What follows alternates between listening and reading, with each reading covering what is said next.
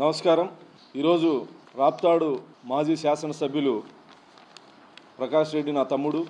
ఎందుకంటే నన్ను ప్రెస్ మీట్లో అరే ఒరే అని మాట్లాడినాడు కాబట్టి నేను కూడా అరే ప్రకాష్ రెడ్డి అని అనగలను. కానీ తెలుగుదేశం పార్టీ సంస్కారం అడ్డొస్తుంది కాబట్టి నేను మాట్లాడలేకపోతున్నాను రా ప్రకాష్ రెడ్డి. నేను ప్రకాష్ రెడ్డి గారు అనే మాట్లాడతా. కొన్ని ఆరోపణలు చేయడం జరిగింది. ఎలాంటి ఆరోపణలు అంటే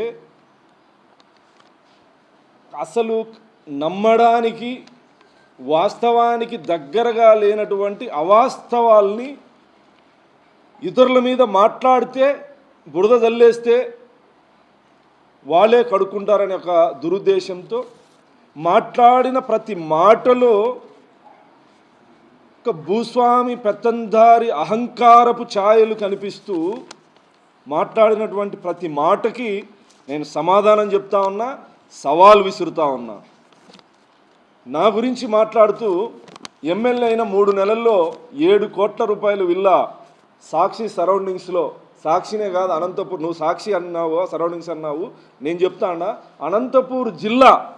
అనంతపూర్ జిల్లా కాదు, ఈ భూభాగం మీద ఎక్కడైనా ప్రపంచంలో ఎక్కడైనా నాకు సొంత ఇల్లు ఉందని నువ్వు నిరూపిస్తే తిరుమల వెంకటేశ్వర స్వామి సాక్షిగా నా ఎమ్మెల్యే పదవికి నేను రిజైన్ చేస్తా. నోరుంది కదా, ఇతరులని ఎట్లంటే ఎట్లా మాట్లాడితే నీకు అనుకూలమైన ఛానల్లో ప్లే చేసేస్తే ఎంతో కొంతమంది నమ్ముతారని మాట్లాడడం ఇది ఎంత హాస్యాస్పదం ప్రకాష్ రెడ్డి.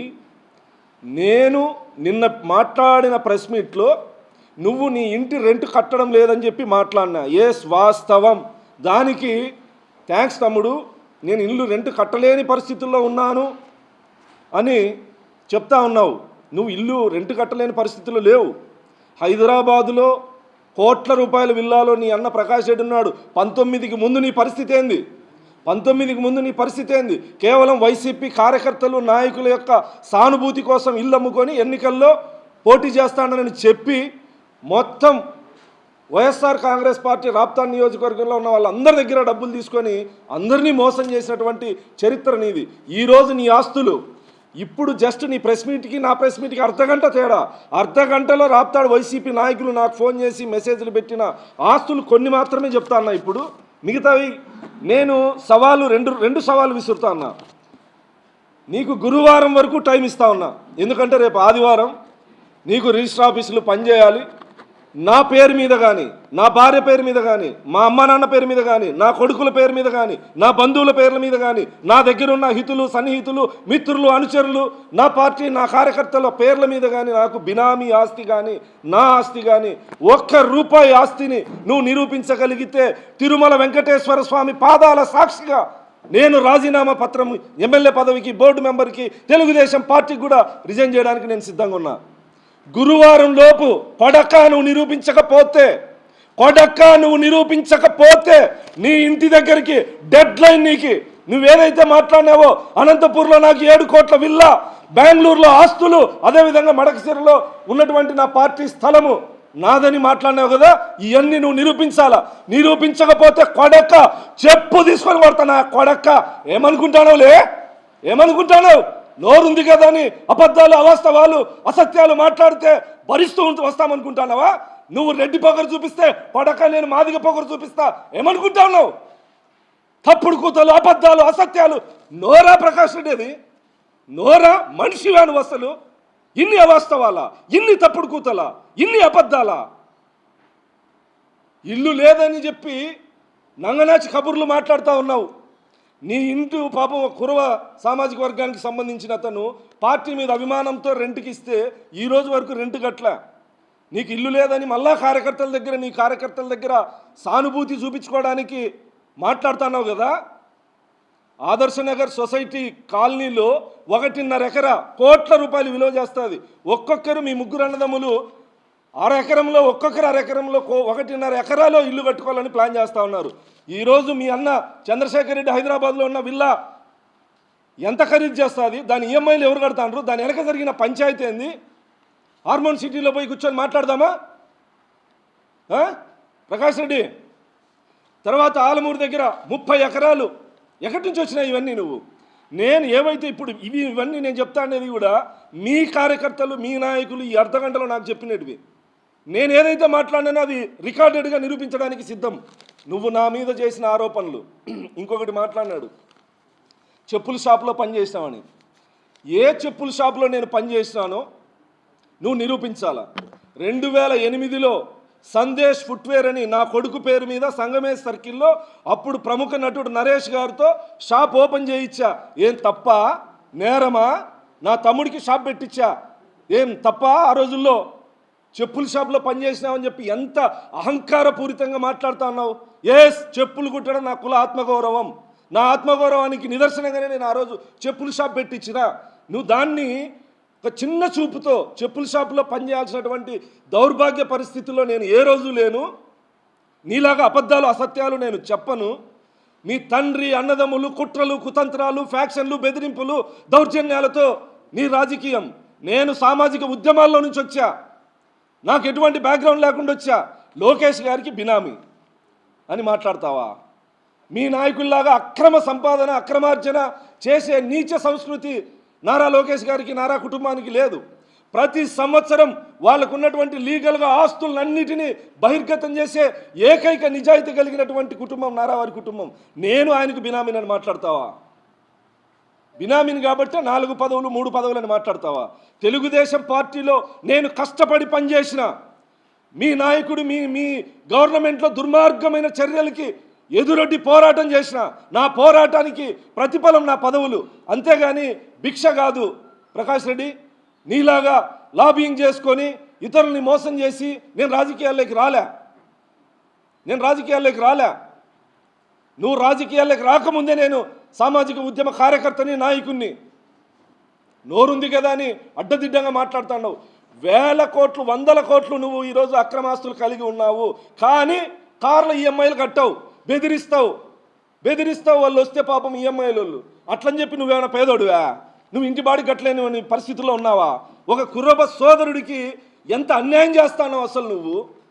ఇల్లు ఖాళీ చేయవు, రెంటు ఇవ్వు, ఎవరికి చెప్పుకోలేక పార్టీ పరువు పోతుందని ఒక పార్టీ సానుభూతి పరుడికి నువ్వు ఇంత అన్యాయం చేస్తూ ఉంటే దీన్ని కూడా మభ్యపెట్టే విధంగా, దానికి కూడా సానుభూతి పొందే విధంగా మాట్లాడుతున్నావు.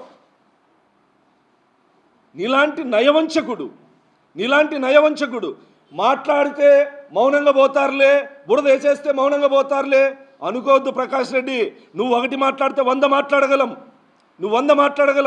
నీకు గురువారం సాయంకాలం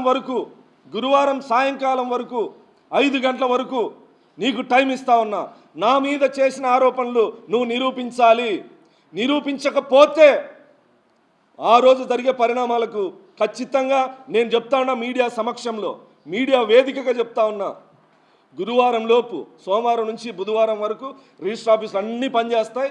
నువ్వు బెంగళూరులో నా ఆస్తులని మాట్లాడుతూ ఉన్నావు, అనంతపూర్లో 7 కోట్ల విల్లా అని ఈ ఇల్లు, నేనున్నటువంటి ఇల్లు, మీ నియోజకవర్గం చంద్రశేఖర్ రెడ్డి అనే చెన్నై కొత్తపల్లి హనుమంతరెడ్డి అనే వ్యక్తిది ఇల్లు, ఇది నాదని మాట్లాడుతూ ఉన్నావు. కనీస సమాచారం వద్దా? ఎవడు చెప్తాడు నీకు? లేదంటే బురద వేసేస్తే సరిపోతుంది అనుకుంటాడవా? హనుమంతరెడ్డిది ఇల్లు, కొడుకులు వచ్చి సుధీర్ రెడ్డి, మహేష్ రెడ్డి. నేను నీలాగా రెంట్ ఎగ్గొట్టి ఉండడంలే. అడుగు, వాళ్ళ నెంబర్ కూడా నీకు వాట్సాప్లో పంపిస్తా. రెంట్ ఎట్లా పే చేస్తానో నేను దాని గురించి మాట్లాడినా. ఒక కురవ సామాజిక వర్గం పాపం కష్టపడి అనంతపూర్లో ఇల్లు, ఆస్తులు అన్నీ అమ్ముకొని ఇల్లు కట్టించుకుంటే ఆ వ్యక్తికి తీవ్ర అన్యాయం చేస్తానంటే సిగ్గు తెచ్చుకొని అన్న అతనికి న్యాయం చేస్తావేమని చెప్తే దాన్ని కూడా నీ కార్యకర్తల్లో సానుభూతి కోసం వాడుకుంటున్నావంటే నీలాగా బెదిరించి ఆస్తులు కూడబెట్టుకునే నీచ సంస్కృతి మాకు లేదు. ఒక బ్యాంకు వేలానికి వస్తే వైశాసిది మేడా వాళ్ళది. బ్యాంకు వేలంలో ఎవరిని పాల్గొనకుండా బెదిరించి విలువైన ఆస్తిని ₹1 కోటి మీరు వేలంలో దక్కించుకొని వెంటనే 7 కోట్లకి అమ్మేసుకున్నారు. ఇలాంటివి కాదా దౌర్జన్యాలు? ఒక వైశాస్ కుటుంబానికి నువ్వు అన్యాయం చేయలేదా? ఇలాంటి కుటుంబాలు ఎన్ని?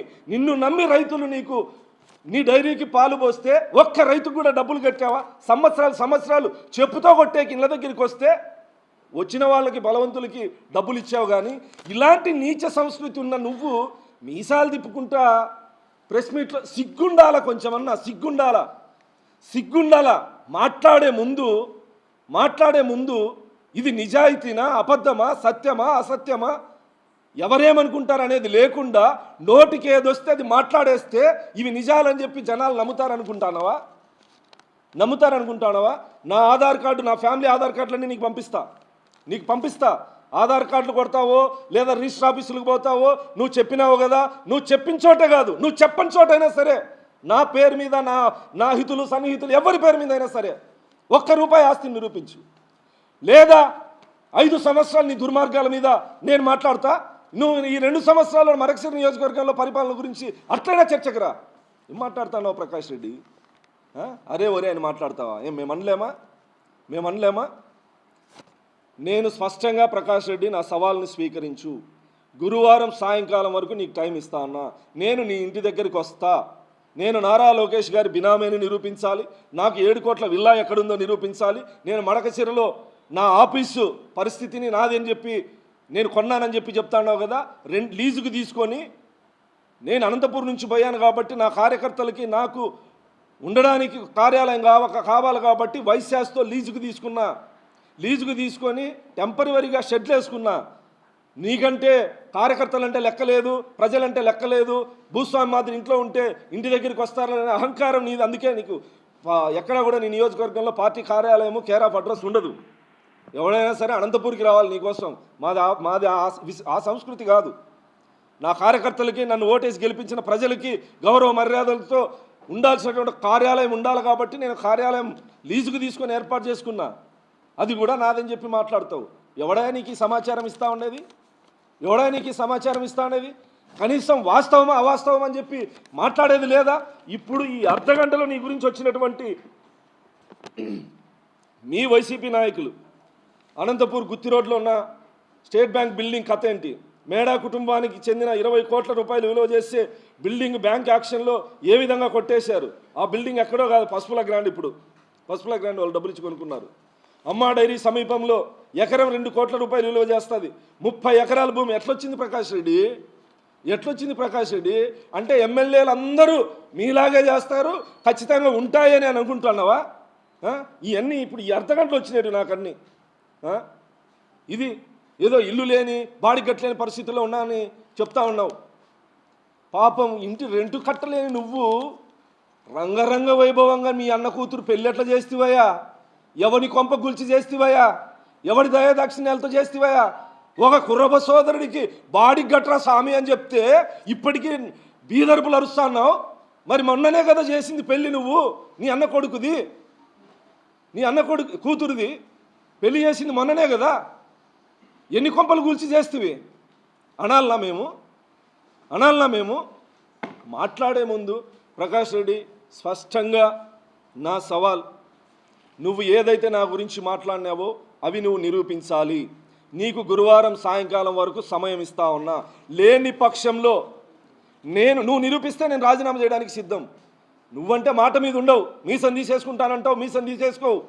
పరిటాల సునీత గారు నా మీద గెలిస్తే మీ ఈసం తీసేసుకుంటానని చెప్పి ప్రగల్భాలు పలుకుతీవి, మీసం తీసేసుకోలే. నేను మాట మీద ఉంటా. నువ్వు నిరూపించు, నేను రిజైన్ చేస్తా. తిరుమల వెంకటేశ్వర స్వామి పాదాల సాక్షిగా ప్రమాణం చేస్తా ఉన్నా. నేను రాజీనామా చేయడానికి సిద్ధంగా ఉన్నా. నువ్వు నిరూపించాలి. లేకపోతే ఏం చేస్తావు ప్రకాష్ రెడ్డి? నీ పార్టీకి రిజైన్ చేస్తావా లేదా ఒక చెప్పు దెబ్బ తింటావా? తప్పుడు కూతలు కూసి నన్ను సమాజంలో హేళనగా మాట్లాడినందుకు శిక్ష అనేది ఉండాలి కదా. నేను రిజైన్ చేయడానికి సిద్ధం నా ఎమ్మెల్యే పదవికి. నువ్వేం చేస్తావు? నీ పార్టీకి రాజీనామా చేస్తావా? మీసం తీసేసుకునే విధంగా పారిపోతానంటే కుదరదు. నువ్వు మాట్లాడే ప్రతి అవాస్తవానికి మౌనంగా ఉండే రకం కాదు. నువ్వు ఏ భాషలో మాట్లాడతావో నేను అదే భాషలో మాట్లాడతా. నీది రాయలసీమే, నాది రాయలసీమే. నీది అనంతపూరే, నాది అనంతపూరే. ఒకవేళ నువ్వు ఫ్యాక్షన్ నుంచి వచ్చిండొచ్చు, నేను పోరాటాల నుంచి వచ్చిన. నీలాంటి ఉడత ఊపుల్ని 20 సంవత్సరాల్లో ఎంతోమందిని చూసిన ప్రకాష్ రెడ్డి.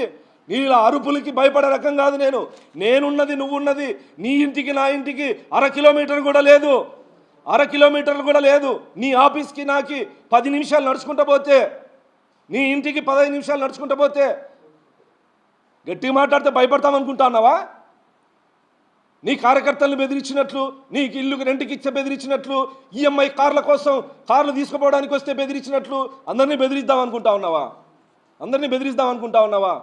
నా సవాల్ని స్వీకరించాలి. నీలో ప్రవహించేది నీ అబ్బ రక్తమైతే నా సవాల్ని స్వీకరించు.